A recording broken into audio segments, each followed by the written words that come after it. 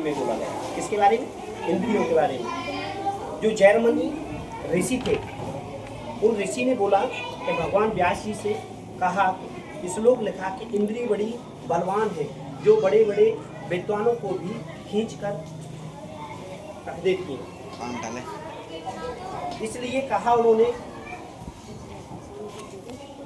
कि एकांत में अपनी बहन के पास और अपनी बेटी के पास भी नहीं रहना चाहिए, और पुत्र जवान हो तो माँ के भी पास नहीं रहना चाहिए।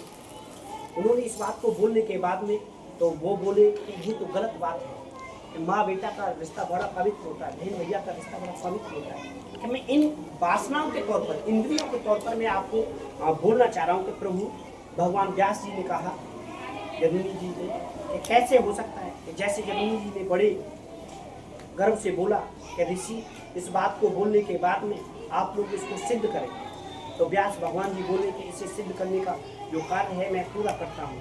कुछ समय बाद वर्षा हो रही थी और 16 वर्ष की अवस्था में व्यास जी रूप धारण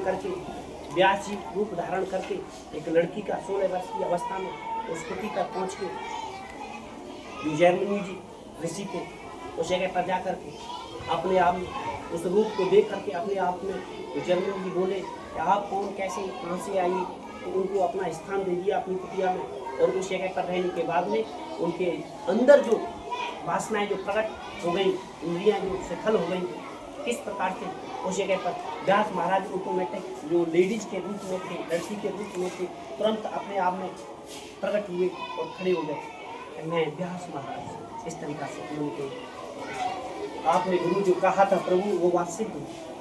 तो कितना भी एकांत, कितना भी मैंने अपने हजारों वर्षों की तपस्या एक क्षण में खत्म हो गई। मेरे अंदर वो वासनाओं के रूप प्रकट होने लगे, नेगेटिव सपने आने लगे, अपने आप को संभाल नहीं सका, समझा नहीं सका, देख नहीं सका। इस नारी के रूप में इस उसमें मैं दोष में बह गया, मेरी सारी तपस्या खत्म हो गई। तो इसलिए व्यास महाराज जी ने कहा कि मैंने इस बात को तुम्हारे से कहा था कि आप कभी भी अपने आप को एकांत वास में किसी रूप में किसी नारी के साथ में अपने स्थान को समय मत दे, नहीं तो आपकी जो तपस्या है वो नष्ट हो जाएगी। तो इस प्रकार से जो अपना सतयुग रूप था उस जगह पर गुरु ने चेला को समझाने का किस तरीका से रूप अपनाया कि व्यास महाराज जी ने एक लड़की के रूप में जाकर के अपने शिष्य को समझाने के लिए, साधना के साधने के लिए, कर्म करने के लिए उस कर्म को समझा करके कार्य समझा दिया। आज का समय है, बेटी है, बेटा है, बहन है, भाई है, पत्नी है, जिन रूपों में नारी के जो संबंध हैं उन रूपों को समझाने और संभालने के लिए हमको कलयुग में किस तरीका से समझना होगा, संभालना होगा कि अपने बेटी बेटा को संभाल लो, दुनिया समझ लो, कहीं भी मत जाओ। कोई अच्छी एक VIP यूनिवर्सिटी है, एक VIP कॉलेज है, एक VIP जगह है घूमने फिरने की, उनके साथ में अपने पास में रहो, अपनी बेटी को अपने साथ रखो, अपने बेटा को अपने साथ में रखो।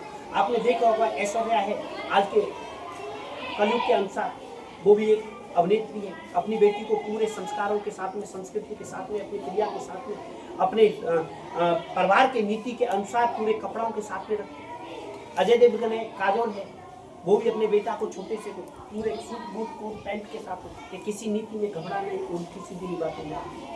आप लोगों ने देखा होगा अच्छी अच्छी जो अभिनेत्री है वो उद्योगपतियों से शादी करती है ज़्यादा तरीका से, जो और उद्योगपति हैं वो अभिनेत्रियों से शादी कर लेते हैं ज़्यादा तरीका से। एक्टरनी ने शादी नहीं करते देखे हैं, क्योंकि जिस विभाग में रहते हैं उनके बारे में सब लोग अपने आप को समझते हैं, जानते हैं कि किस क्रिया में कैसे रहते हैं।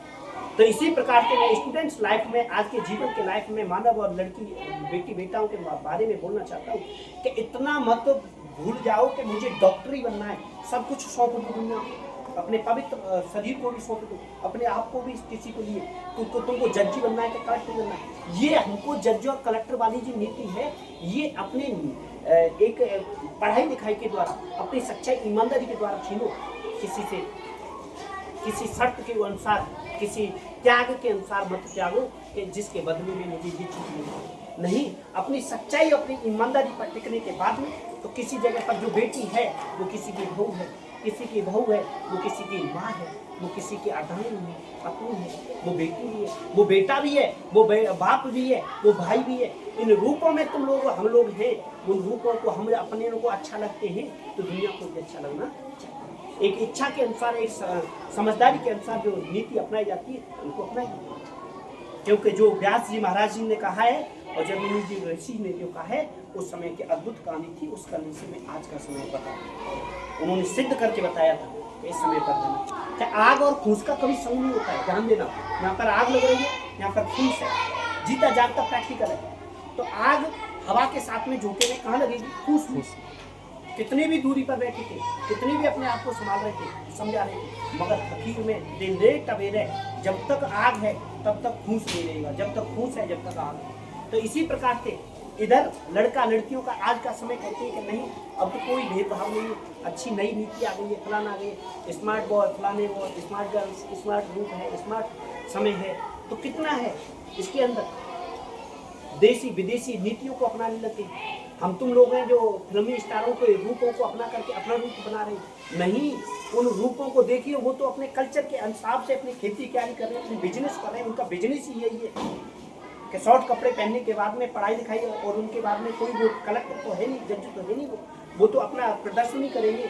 नाटक रूप में आए, एक बेटी पत्नी भी बन के बात कर रही है, एक पिता के रूप में भी बात कर रहा है, एक पति के, वो कितने रोल बदलती है, एक नारी कितने रूप बदलती है, कितनी एक्टर रूप बदलती है, कितना एक्टर रूप बदलता है, कितने प्रकट करते हैं वो रूपों को। क्या वो इतने रूपों को अपना सकते हैं? कितने लोगों के साथ में उन नाटकों में शादी करते हैं, कितने फेरे लेते हैं, कितनी बार कोर्ट मैरिज करते हैं, जबकि पवित्र ग्रंथ कहता है कि एक बार 7 फेरे जो पवित्र, मगर वो बेचारे इस नीति के अनुसार अपना कार्य। तो हमको भी अपना कार्य इस तरीका से करना चाहिए कि जैसे वो अपना बचाव करते हैं। कितनी बम तो हथगोला कितने चलाते हैं, कितने एक्सीडेंट करते हैं, कितना नुकसान करते हैं, क्या हकीकत में होता है? नहीं, कैमरा की तरह उनको देख करके हम लोग कैमरा की नीतियों को सच्ची मान करके उन घटनाओं को हम अपनाने लग जाते हैं। सब लोग गुंडा बन जाते हैं, अमरीश पुरी का रोल करते हैं, कभी धर्मेंद्र का, कभी सोनी देओल का, गदर बनाने लग जाते हैं। इस रूपों में एक्टर नहीं वाले जो फेसों को अपनाने लग जाते हैं, रंग रूपों को अपनाने लग जाते हैं, फैशन के कपड़ों को अपनाने लग जाते हैं, मगर वो संस्कारी हैं। वो अपने आप में देखो, तब वो अपने पहनाव से, उड़ाव से, अपनी अच्छी फैमिली के साथ में किस तरीका से प्रदर्शन करते हैं। मुकेश अंबानी, धीरू अंबानी, उनकी फैमिली को देखो, कितने पूरे कपड़े महंगे पहनते हैं, कितने विश्व में जो कितने कीमती कपड़े हैं उनको पहन करके दुनिया में रोल करते हैं। हकीकत में पैसे वाले हैं, चाहे तो वो कुछ भी कर सकते हैं, मगर हम अदगत गगरी झलकत जाए, अधूरा ज्ञान परखता है, भटकता है और वो पोखरा उमड़ता है। इस प्रकार से हम छोटे लोग हैं और छोटे लोग बड़े लोगों की होड़ करने के लिए अपने आप को वैसे दिखावा कर देते हैं। तो पहचानो और अपने आप की इंद्रियों, अपने आप की सोचों, अपने आप के दिमाग, अपने आप के माइंड को, अपने आप को सेट कर लो, दुनिया में सक्सेस करें। Thank you.